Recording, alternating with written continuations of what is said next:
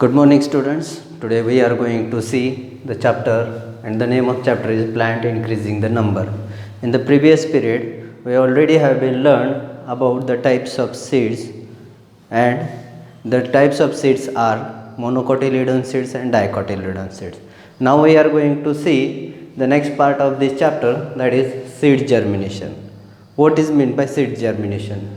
The development of seed into seedling is called seed germination or the germination of seed. It can be a definition of seed germination. Another one, dispersal of seed. Why seed have to germinate first? Means, as per the name of our chapter, plant increasing the number. Each and every living organism want to increase their species. Just like that, plants are also living organisms. They also want to increase the number of their species. For that, other living organism can move from one place to another place, but plants cannot move from its original place. So how they can germinate? So how can they spread their species? So how can they increase their numbers? For that, it is the most important that dispersal of seed. Dispersal of seed means what? What is the definition of dispersal of seed? Seeds scatters from their parent plant by the agents are called dispersal of seed. It means plants are increasing their numbers. It means plants are increasing their species with the help of some agents. Why they need agents? Because they cannot move from one place to another place. That's why they need agents. So, which are that agents? That agents are wind, water, animals. These three agents helps to plants increase their numbers. So, how can they help? Suppose there are lots of plants available in our surrounding. Some seeds are very light in weight, so they can move with the help of wind from their parent plant to other places, and by this way they can reproduce their species or they can increase their numbers. Then after, there are some seeds like coconut and other seeds which can float on the water. So they reach to the other places from their parent plants. The water helps them to disperse the seeds. And then animals. There are some seeds who have hook-like structure on its body. Due to that seeds can stuck to the other animal's skin and can spread from their parent plants. By this way, plants can increase their numbers. So here is another new word, by explosion. There are some seeds who are not very light, who are not very heavy, but they also spread their seeds from their parent plants. How? By bursting. B-R-U-S-T-I-N-G. Bursting. B-U-R-S-T-I-N-G.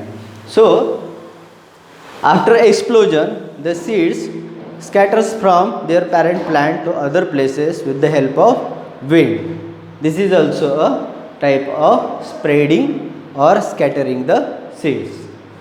Okay. Now, new plant from other part of plant is called vegetative reproduction in plants. So, what is meant by vegetative reproduction? There are mainly two types of reproduction in plants, sexual and asexual. And the vegetative reproduction means a sexual part of a reproduction in plants. It means they can grow their species through their different types of parts like stem, leaves, flowers, etc. etc. So, by the stem, rose, potato, hibiscus can grow their species, can increase their number of species, and with the leaves, bryophyllum Clancho pinnata. These two plants are there. They can reproduce by their leaves. It means these both types are known as vegetative reproduction or new plant from other parts of plants. Next one, crops. What is meant by crops? Crops means plants of one kind grown in particular area, region, in particular season are called crops. Means growing lots of seeds or growing lots of plants into a same field, into a same region in large quantity is called crops. Like wheat, maize, jawar, bajra, corn, etc. etc. Another one, there are mainly two parts of crops: kharif crops, rabi crops. In kharif crops are also known as monsoon crops. Monsoon crops means the crops which are sown in the starting of rainy season, and that the examples are, or the examples of kharif crops: rice, maize, cotton, jawar, bajra, etc. Now the rabi crops. The rabi crops means winter crops which can grow in winter season, that are known as rabi crops, and the examples are wheat, gram, peas, mustard, etc. And the time period for kharif crop is from June to September or October, and the time period for rabi crops is September or October to June, is known as March, is known as rabi crops. Okay, then agriculture. The practice of growing crops on a large scale is called agriculture. The practice of growing crops. The practice of growing crops means making preparation to grow crops healthy. That practice is known as agriculture. Like digging, like plugging, like other practices which are happened in the field are called agriculture or agricultural practice. Now, for growing healthy crops, we need to add some other nutrients to the plants. And what is meant by nutrients? Nutrients means the essential things which are very useful for plants for the production of, for the good production.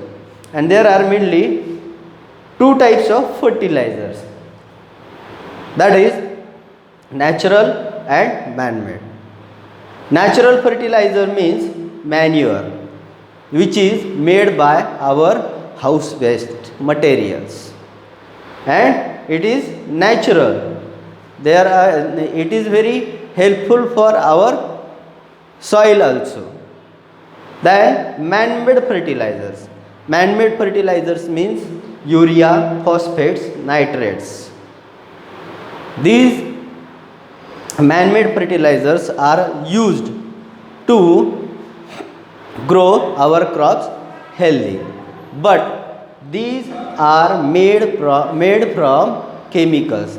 That's why these chemical made fertilizers are not good for our crops.